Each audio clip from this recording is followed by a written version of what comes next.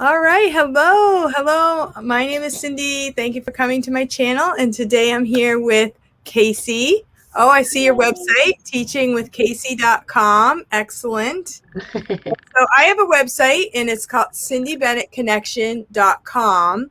And the reason I named it that was because I want to use the website as a way to connect people, either teachers with teachers or teachers with companies, or maybe parents with teachers that have classes. So this video is showcasing Casey, who has classes on OutSchool, and I wanted to just share with people what she teaches and stuff like that. So can you tell us a little about yourself? Sure. Oh, I look frozen. We're good? Frozen? Okay. I think we're good now. So I'm Casey Oswald. And yeah, I didn't know my website was up on here, but I'm a VIP kid teacher, an OutSchool teacher, Kid Pass teacher, and started using my own website to promote myself. I don't have the payment gateway set up yet or anything like that, but it's been a fun learning curve lately. Yeah, entrepreneur, mom, wife, Okay. all the things. All right. Awesome. And so how long have you been with OutSchool? Oh, I don't know, just a few months. Okay. I have no idea. It's been a couple of months though. Okay. Yeah. So what do you teach for OutSchool? I teach pre-K through first, second grade classes. A lot of reading, letter sounds, blending, science, teach some STEM classes, learning about caves. So, okay. yeah. Great. Oh, that's awesome.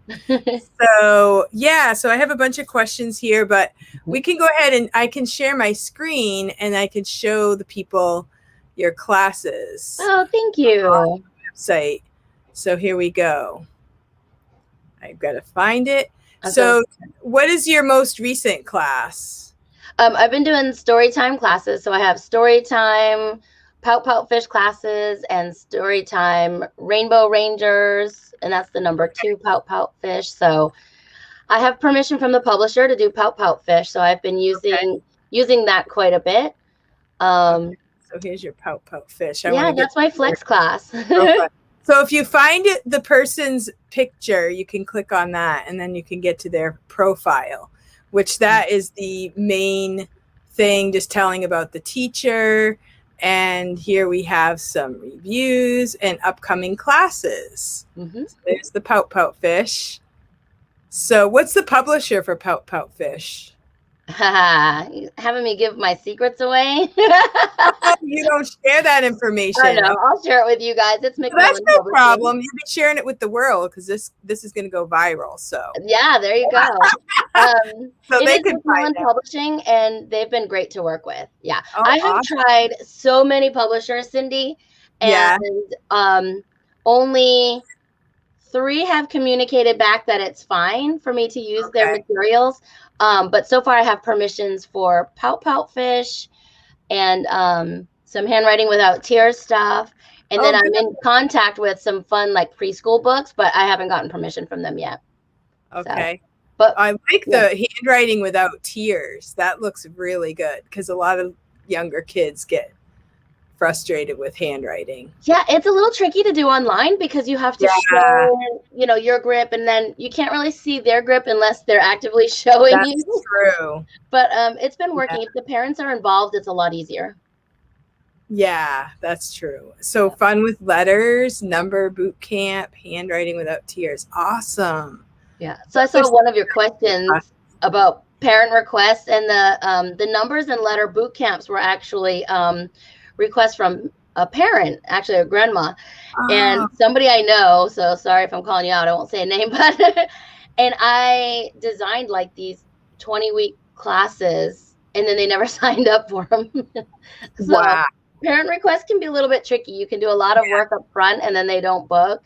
But I haven't opened them up again for anybody else. I guess I could do that too, but yeah. But it gives you an idea of, if one parent asks for it, then it might be something other people also would like.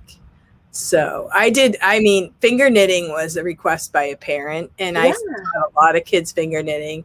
I've kind of taken a little bit of a break, but I thought that might be a good one for like a summer camp type thing. Yeah. But that can be hard because some kids catch on. It's kind of like writing, some kids catch on.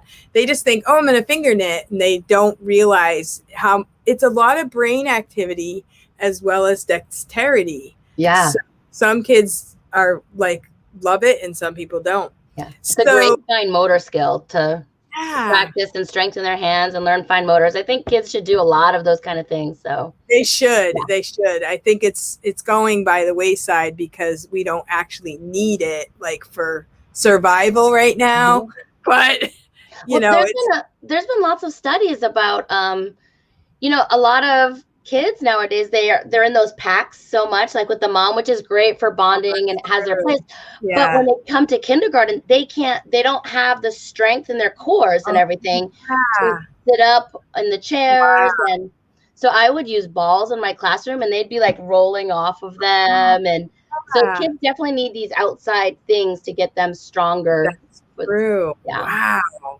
Yeah. I had one mother that came to my finger knitting and she had this blog with thousands of people on it, and she was telling me how important it was. So more people need to do that. I think a lot of times people love that part, but they want to do it off screen kind of thing. Yeah. So do you communicate with parents? How do you communicate with parents? I've kept everything in the classroom with the exception of one parent. They're very much against like any kind of video and things, which is really tricky for handwriting. Yeah. Because I need to be able to see them. So they had a thing with Outschool that they deleted the videos right after. And she would message me privately. I think Kelly or Danny had mentioned that I did handwriting. Or not, it wasn't Danny because she's not in that group. One of my friends mentioned to this parent that I do handwriting. And so they've been coming to me for a while. Oh, good. They just ended on the Outschool platform though. Yeah. So, and I haven't seen them in a little while. They messaged me, but I haven't been ready to go back to teaching handwriting without tears yet. So yeah. So do you have in your classes, do you have a lot of students, or how many students do you usually have? For that one, I did private lessons. For my caves, that can get up 3, 4, 5. Okay. My story time. Like 20 kids. What's that? It's not like 20 kids. No. And my story time, I had 2 in my very first launch of my story time. That was fun. It was a 4-week course. So they signed up for all 4 weeks at once. So. Oh, that's cool. Yeah. Yeah, that's really cool. So do your students repeat your classes? Like, do you see the kids coming back? I've had a few that have come back. So that's fun. I have the classes you've seen listed, some I've never made public. I don't know. I get like these ideas and then I start making them and then I get like, oh, should I, shouldn't I? I don't know why Outschool gives me a stomach ache to teach. So learning about flex classes has definitely been easier for me not to get nervous. See, that seems like a lot of work to me, but I saw that you have a flex class. So could you explain what the flex class is? Yeah, I'm pretty much going all flex, I think. Wow. Well, we are doing some Pout Fish and yoga on Kid Pass, so that's not going to be flex. Oh, that's cool. Yeah, Heather and I. But the flex classes they're a lot of work up front. And basically the parents are signing up for my 4 weeks. It's 2 stories per week, 2 activities per week, and then a craft on Fridays. But they can do it whenever they want. So it's pretty neat. So we go into the classroom, and I do like Outschool much better than other ones for this because you upload everything to the classroom ahead of time. They can open Monday. They can do it on Monday or not.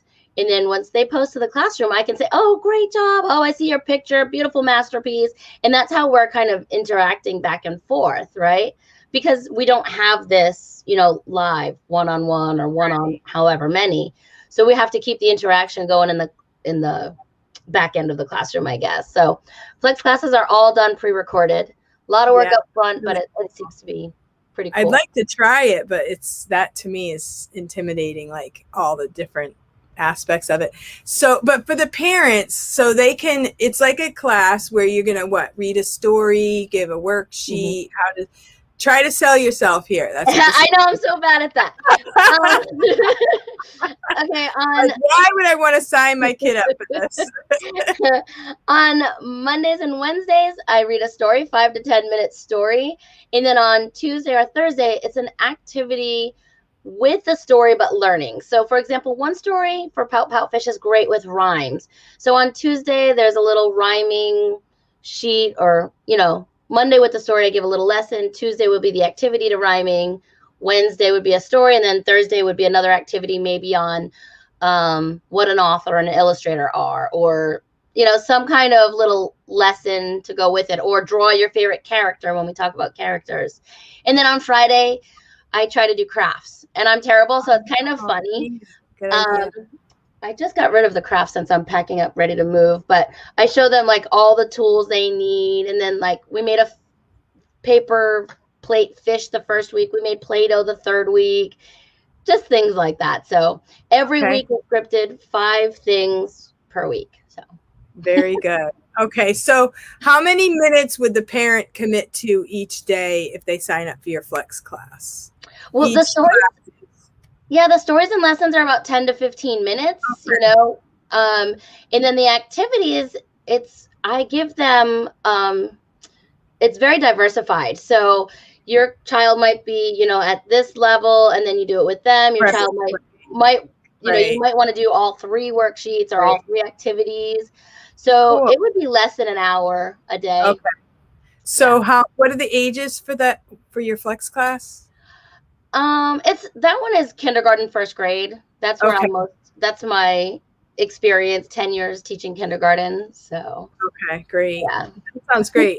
And I think you have a pretty good price on that one, don't you? The Flex class? They're $20 to $25. Pout Pout Fish is $25. You get 8 stories. Is that per week? How many?